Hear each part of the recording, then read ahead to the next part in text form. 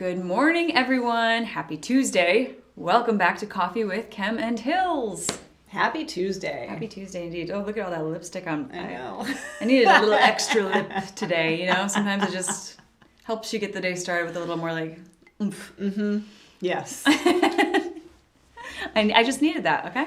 There are days when I just wear bright lipstick and not much else, and people are like, wow, you really tried today. And I'm like, haha. I know, a red You're lip. Distracted. Sweats and a red lip. I feel like I did that during the pandemic a couple times where I'd be in like sweatpants and I'd just be like, you know, and you just put like that red lip on. That's what I Pretend would you're do. going somewhere as you walk to the couch and grab the remote control. When I was pregnant and not feeling well because I had really bad morning sickness, and I couldn't tell my coworkers or my boss yet that I was pregnant, Right. I would put on bright lipstick to distract from how badly I looked and felt. Like the green. Exactly. It was like, people like, wow, you look so put together. And I'd be like, I feel so bad. It is funny. If you put a bright lipstick on, if you're not someone that like wears bright lipstick all the time, it really does. It sort of like tricks people and they'll be like, you look great. You're like, wow, that's what it took? Okay, cool. Right. Some bright lipstick. Exactly. All right. Well, on that note, we are going to dive into our hot topics for today, starting with Disney. Ooh. Okay. So Disney is getting into the real estate business and will develop residential communities. This is from Fortune. And yeah, I guess I'm like not surprised. I was like, how did they not do this before? I didn't know that this was an ultimate plan of Walt Disney's. I That thought was that was a interesting. really interesting thing for me Yeah. too. And that Epcot was the original like vision or Yes.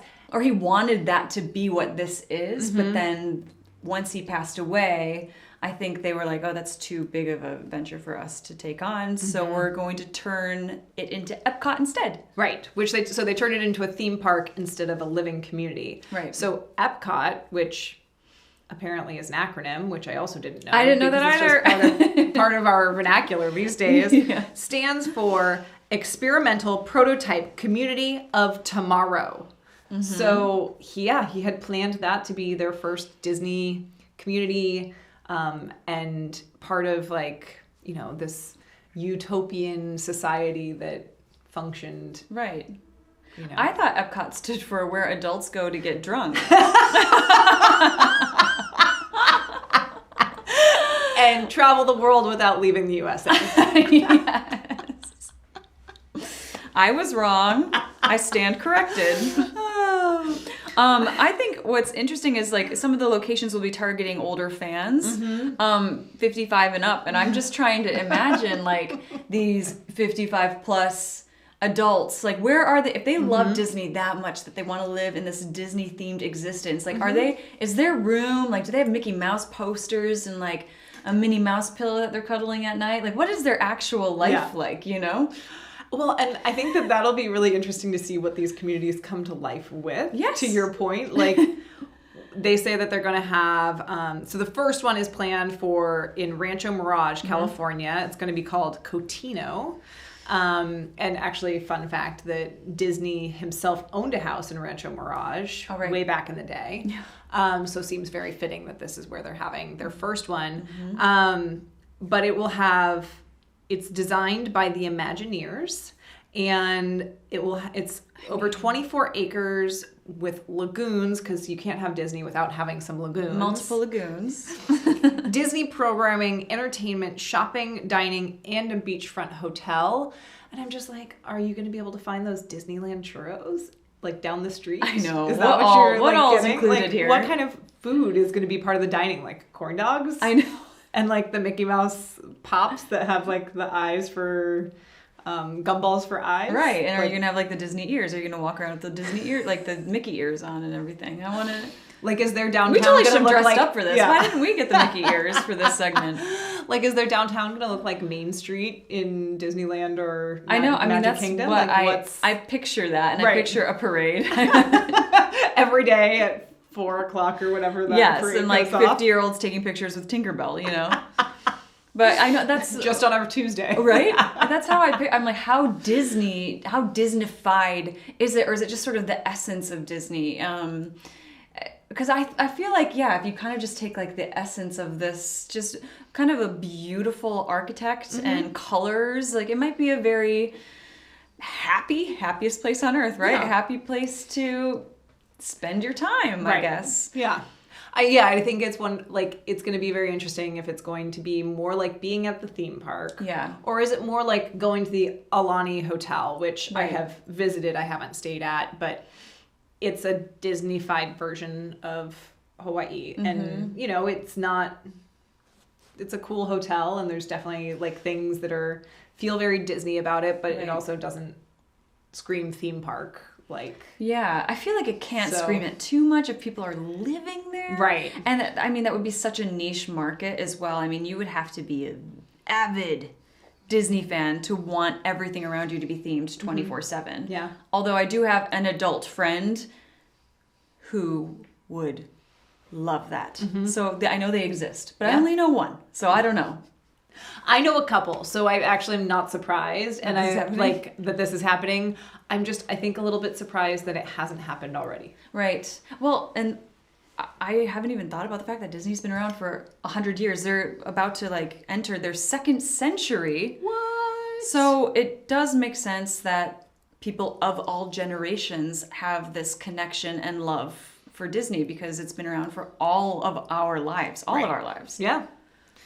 I mean, I just have a thought. I'm like, are there going to be schools in this community? Like, are the teachers going to have to dress up like characters? Like, what? Are there going to be schools and then like Mickey's the what would principal? What would the daycares look like, It's probably the best daycares in the world. Probably. Can you imagine how fun that would be for the kids? That would be really fun.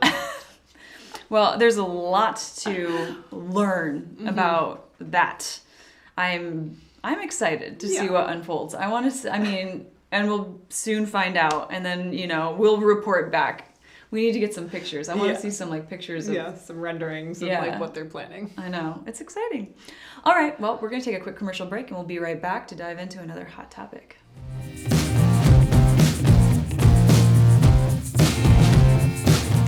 All right, welcome back to Coffee with Kim and Hills Hot Topic segment.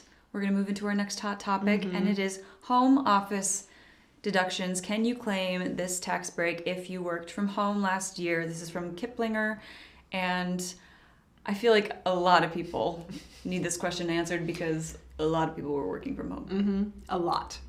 So basically, some people potentially can, although many cannot. So if you are, I think I got this right, if you are an employee, you cannot.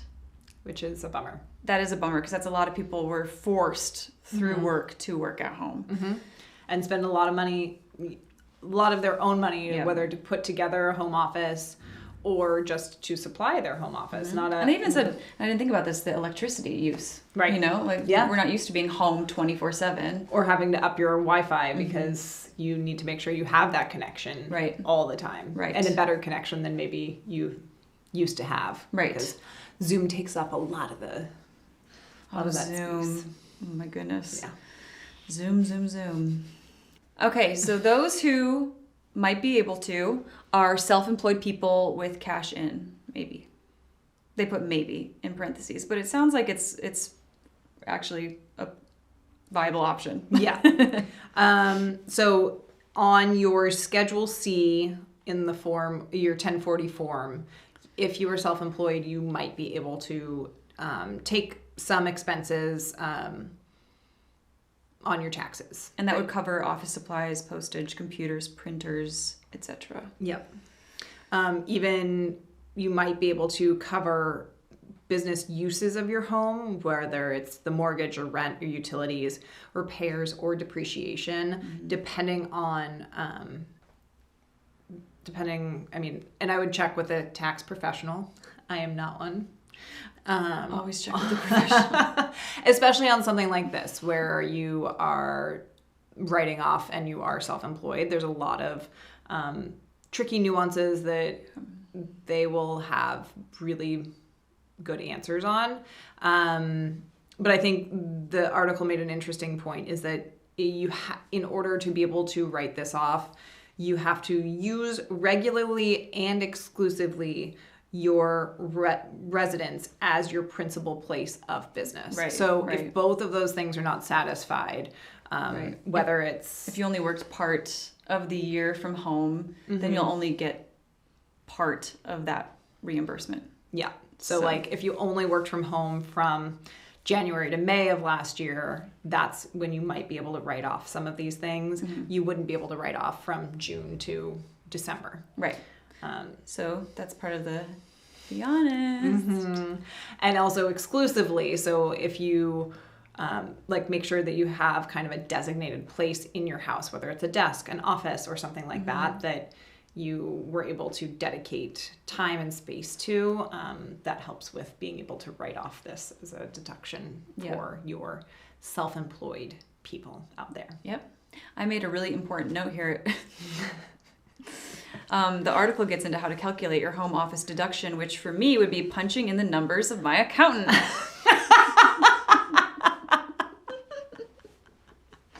Yep. Same. Except I'm an employee, not self-employed, so I'm out of luck, unfortunately. Right. Yeah, I mean, and our whole industry was shut down, so yeah, it didn't really apply to us either. Right. But I do like that there's some options for getting a little bit of cash back if you were working at home and you're self-employed. I mean, that's a positive because these were trying times for everyone in their own way with their own story. Because wow. So yeah, that's now you know. Now you know. Knowledge is power. Yeah, self-employed. Look into it. If you're an employee, just drink some more coffee. Just drink some more coffee and forget we said any of this. All right. On that note, we're going to take another commercial break, and we will be right back to talk about the shows airing today on ROI TV.